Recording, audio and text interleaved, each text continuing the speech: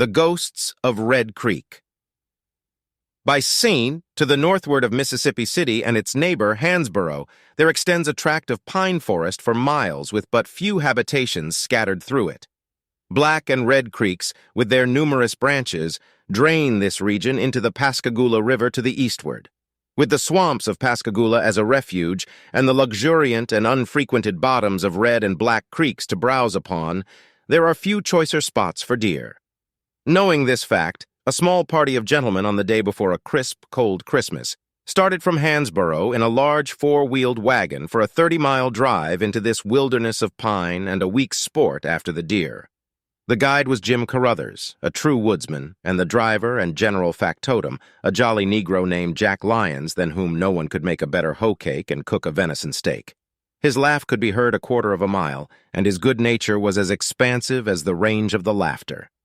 The usual experiences of a hunting camp were heartily enjoyed during the first days of this life out of doors, but its cream did not rise until about the fifth night, when, from familiar intercourse, Jack Lyons became loquacious, and after the day's 20 or 25-mile walk, would spin yarns in front of the campfire which brought forgetfulness of fatigue.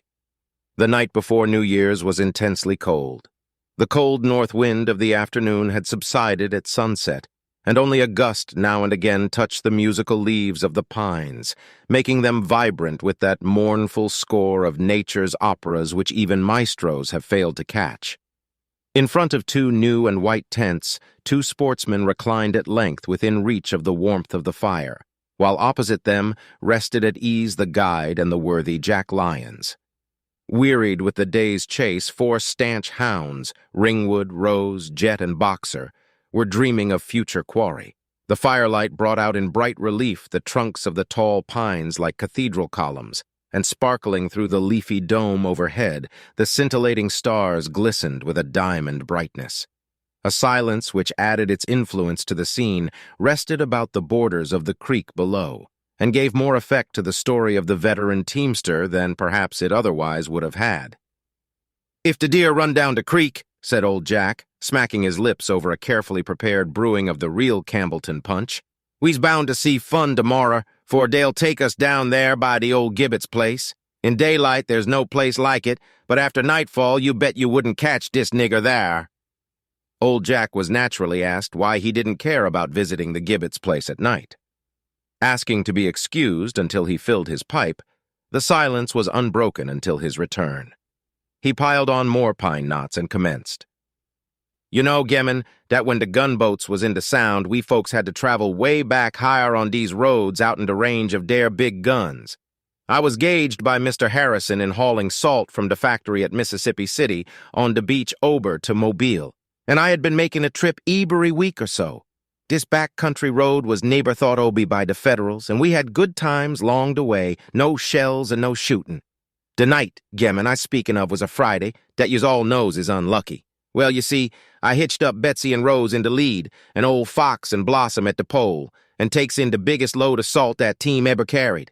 I starts out and crosses the Biloxi River at Hansborough Jess as the moon was going down. Yes, boss, these roads weren't no better than now, and the rain, 126, had made 'em mighty rough when you come to the holes. I sat in the seat whistling the cows is in the pea patch and a-thinking of Sarah Jameson, what was afterwards my wife, when I felt the offer wheel Gokersish in a hole up to the hub. I'd made 17 miles out of Hansborough. I did some cussin', and then went to the fence, about 20 yards off, and took out a rail to prise up the wheel. Then I saw I was at Mr. Gibbet's place. I says to myself, I'll go up to the house and get old Mr. Gibbet to give me a turn.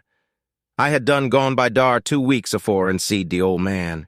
Now, Gemmin, you're listen to me, for what I's tellin' yer is as sure as Jenny'll blow the horn on the last day.